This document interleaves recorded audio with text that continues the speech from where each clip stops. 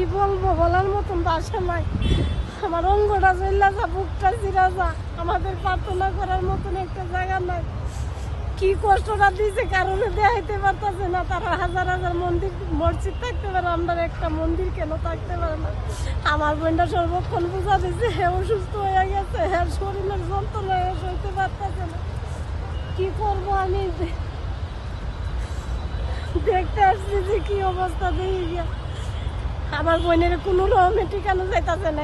কালী মারে আমারে নিয়ে যেতে, আমি আর সহ্য করতে পারি না। সব সময় পূজা দিচ্ছে, আমি যদি অন্তর থেকে পূজা দিয়ে যাই কালী মাঝে নিয়ে যাবেন, আমি কি বলবো বলার মতন লাগে না।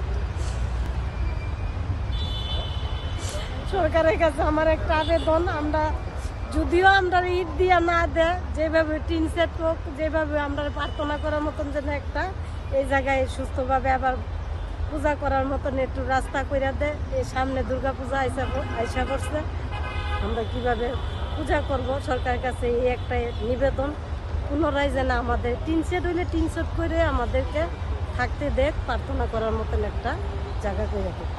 বিশেষ করে এই জায়গাটাতে অনেক বালু, অনেক অনেক কিছু অবদান করছে, অনেক টাকাও খরচ করছে। এই অনুরোধ। নমস্কার। একটা বেসরকারি ফার্ম হাউসে জব করি, নাম হচ্ছে প্রসেনজিৎ চন্দ্র দাস।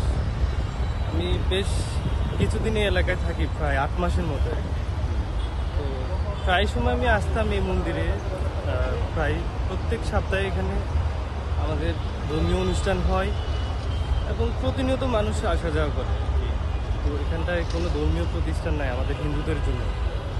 এই একটা মন্দির ছিল, সবাই আসতো, এসে প্রসাদ নিত, পূজা দিত। পরে শুনলাম এটা বাংলাদেশ রেলওয়ের জায়গা।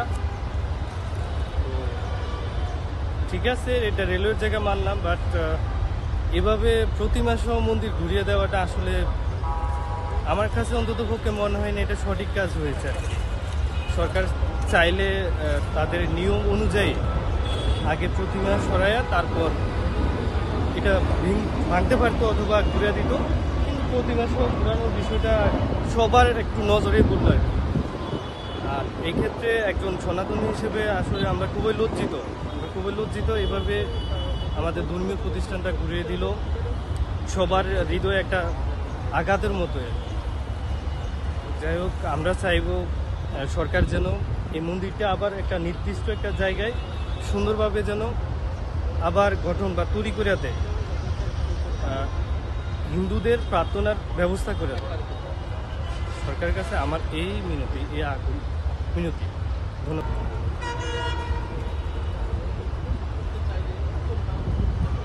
এখানে কথা হচ্ছে, আমরা অন্তর্বর্তীকালীন সরকারের প্রধান উপদেষ্টা ও অন্যান্য উপদেষ্টা সহ সদস্যদেরকে নিয়ে আমরা আশা করব, আমরা সনাতনীরা সবসময় চাই এই বাংলাদেশের মধ্যে।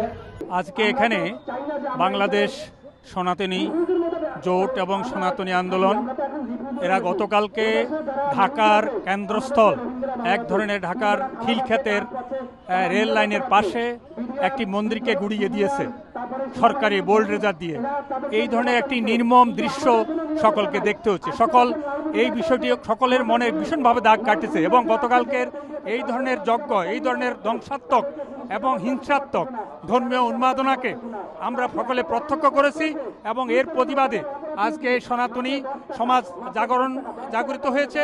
তারা আজকে এখানে শাহবাগে এর প্রতিবাদ জানানোর জন্য একত্রিত হয়েছে।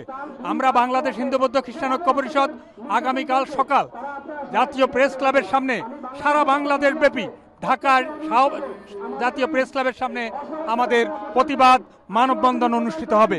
আমরা এর তীব্র নিন্দা জানাই। অত্যন্ত দুঃখজনক এই সরকার এই ধরনের ন্যাক্কারজনক ঘটনাগুলি ঘটিয়ে যাচ্ছে, কিন্তু সরকারের দিক থেকে কোনো প্রতিক্রিয়া আমরা লক্ষ্য করছি না। তারা দীর্ঘদিন থেকেই এই ধরনের ঘটনাসমূহকে মিথ্যাচার বলে তারা উড়িয়ে দিচ্ছে। তারা বলছে এই ধরনের ঘটনা সত্য নয়, কিন্তু আমরা লক্ষ্য করছি একের পর এক সরকারের এই ধরনের অস্বীকৃতি এবং একটা গোষ্ঠীকে সেটা উস্কে দিছে বলে আমরা মনে করি। সনাতনী সম্প্রদায়ের উপর হামলা হচ্ছে, তারপর হচ্ছে বাড়িঘর লুট, তারপর হচ্ছে জায়গা দখল, তারপর হচ্ছে